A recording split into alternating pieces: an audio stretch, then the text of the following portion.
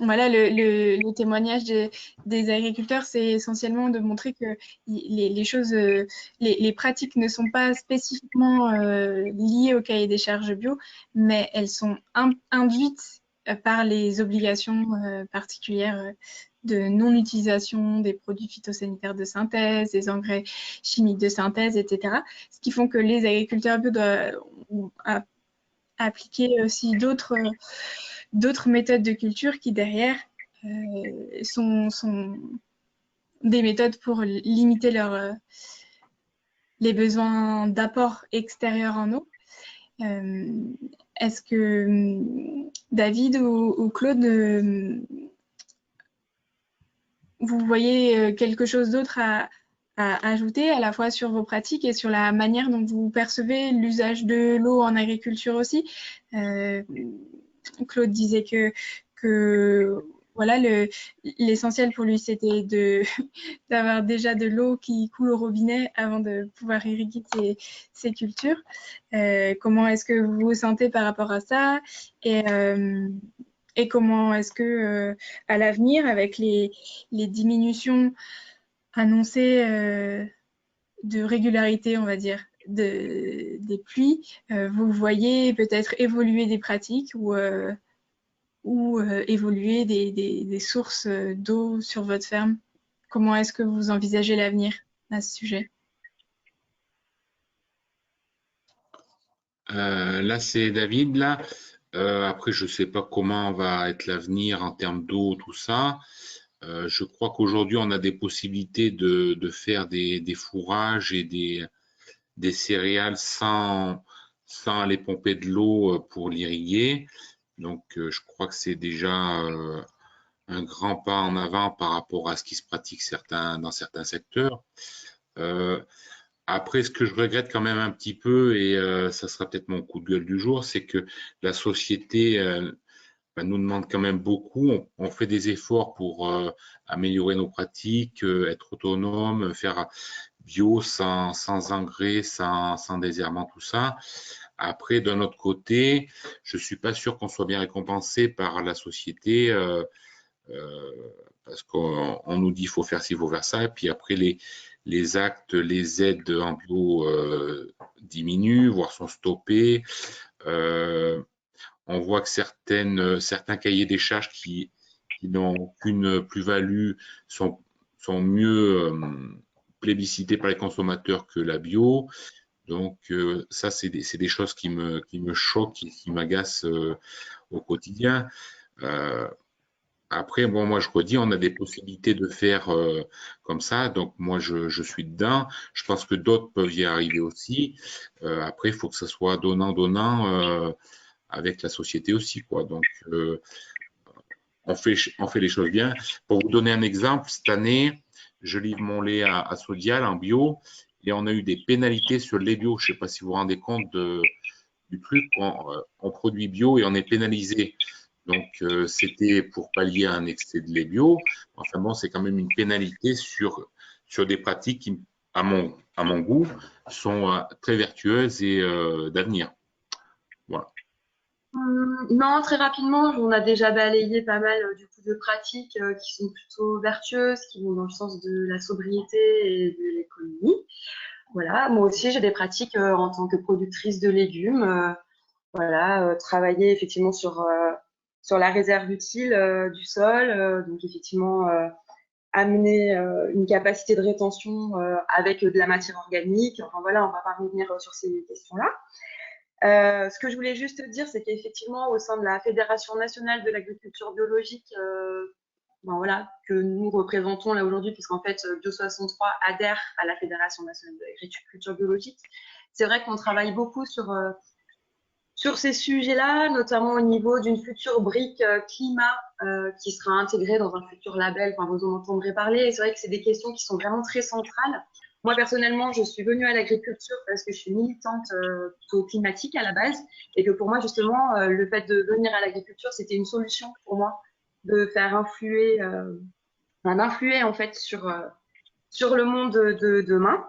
Et du coup, on travaille énormément, notamment avec la FNAB, sur des techniques, notamment en maraîchage, pour économiser la ressource, faire en sorte que nos pratiques, en étant de plus en plus pointues, en connaissant de plus en plus le sol, en se penchant de plus en plus sur l'agronomie, comprendre comment ça fonctionne, la vie organique, etc., de faire en sorte, ou alors par le choix de semences, Claude le disait aussi, de semences adaptées, sur du matériel aussi, de travailler vraiment sur qu'est-ce qu'on peut faire de mieux, sans forcément aller chercher plus d'eau dans le milieu. Voilà.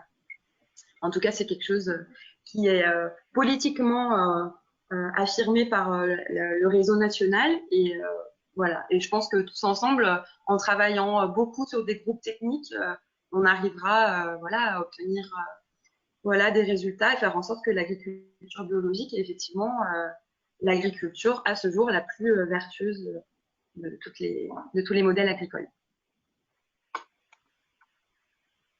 Merci. Est-ce qu'il y a des réactions?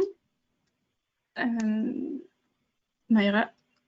Oui, enfin, c'est plutôt oui, une réaction. En fait, je me dis finalement, la thématique du jour, c'était quel rôle pour les collectivités, et je trouve que on a effectivement balayé pas mal d'outils et d'éléments de compréhension peut-être un peu simples pour les personnes qui connaissent déjà bien le fonctionnement de cette politique de l'eau.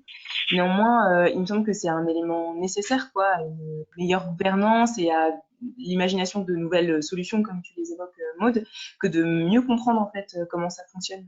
Malgré tout, c'est quand même des circuits, des dispositifs, des protocoles extrêmement compliqués. Et c'est effectivement, nous, au niveau du PAT, pour avoir organisé récemment une rencontre avec justement Bio63, on a pu constater en fait qu'il y a beaucoup d'élus, mais même de citoyens, hein, qui comprennent pas comment fonctionne le petit cycle de l'eau, le grand cycle de l'eau, comment fonctionnent tous ces dispositifs, ces protocoles. Et un constat partagé, une connaissance un peu commune, un peu claire en fait de comment ça fonctionne, c'est effectivement aussi un élément de base d'évolution et d'avancée sur ces questions-là, quoi. Par rapport à ce que disaient aussi les deux agriculteurs, effectivement, pour mieux comprendre, pour qu'il y ait une acceptation sociale en fait de ce qui se passe, et puis une meilleure interaction avec le maillon de production. Je pense qu'il faut aussi avoir une meilleure compréhension de comment ça fonctionne. Donc, ça me semble aussi indispensable qu'on continue en fait des démarches comme ça qui se passent aujourd'hui, quoi. Merci. Et justement, Moira, est-ce que tu pourrais nous faire en 2 mots un retour de ce que tu avais retenu de cette visite qu'on a organisée conjointement, donc sur une ferme maraîchère, pour évoquer aussi les pratiques économes en eau et de sobriété en eau dans le cadre d'une ferme en agriculture biologique, afin de voilà, pouvoir exprimer aussi à des collectivités quelles en étaient les pratiques vertueuses.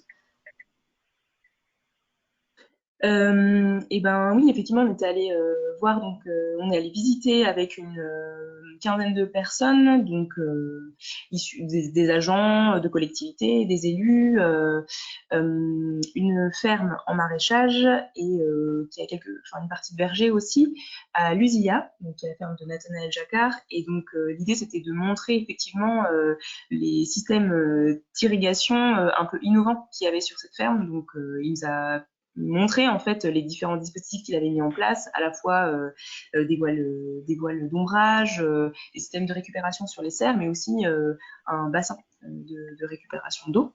Et donc lui, il utilise pas mal de micro-irrigation, de goutte à goutte, hein, si je ne me trompe pas. Je parle sous contrôle Priscille. Donc on a vraiment pu aborder justement les différents dispositifs techniques qui existaient aujourd'hui et quel était le frein pour qu'ils se développent de manière plus importante sur le reste des fermes. Donc ça, c'était un premier point. Je pense que c'était aussi important de pouvoir effectivement voir qu'il y avait différentes approches de la gestion de la ressource en eau sur la ferme, notamment en fonction de la disposition géographique de la ferme. Tout le monde n'est pas outillé pareil au départ, et donc je pense que ça influe énormément aussi sur les dispositifs qui après sont mis en œuvre pour sécuriser une production ou alors pour la développer.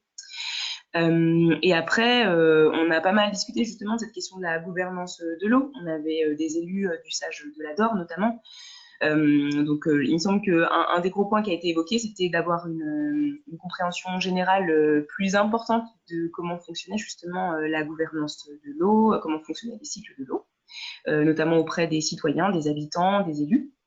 Et après, ben voilà, je pense qu'il y a beaucoup été discuté le fait que dans cette gouvernance partagée aujourd'hui, peut-être qu'il mériterait d'y avoir d'autres acteurs, mais ça c'est un débat qui reste ouvert et du coup sur lequel aujourd'hui je suis pas en capacité de me positionner pour les élus du PAT. Néanmoins, c'est des sujets qui mériteront d'être travaillés collectivement. Donc, et notamment dans le cadre du PAT, qui est un espace aussi pour accueillir ces réflexions-là, quoi, et ces discussions avec un maximum d'acteurs. Merci beaucoup. Est-ce qu'il y a d'autres réactions avant qu'on se quitte?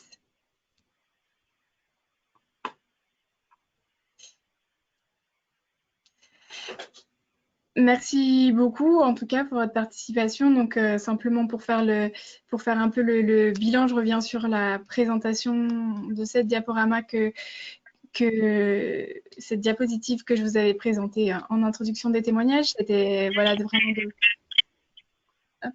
vraiment de rappeler que les principes de l'agriculture biologique amènent à avoir certaines pratiques en termes de gestion de l'eau. Donc, vous voyez la question du sol qui est centrale, justement, pour pouvoir arriver à capter le plus possible de précipitations, même lorsqu'elles sont regroupées sur un temps court.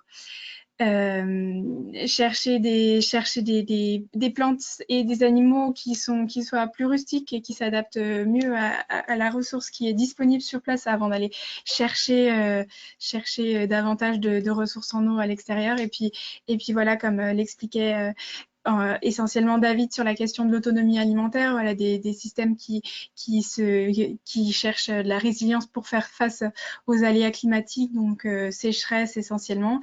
Voilà, vous voyez sur une photo une parcelle en agroforesterie qui est un système qui tend à se développer, voilà, justement pour améliorer la capacité de rétention et d'infiltration de l'eau dans le sol.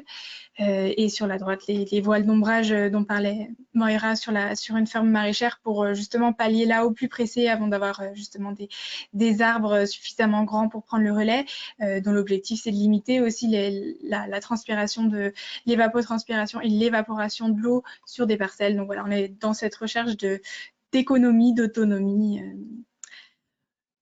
Voilà.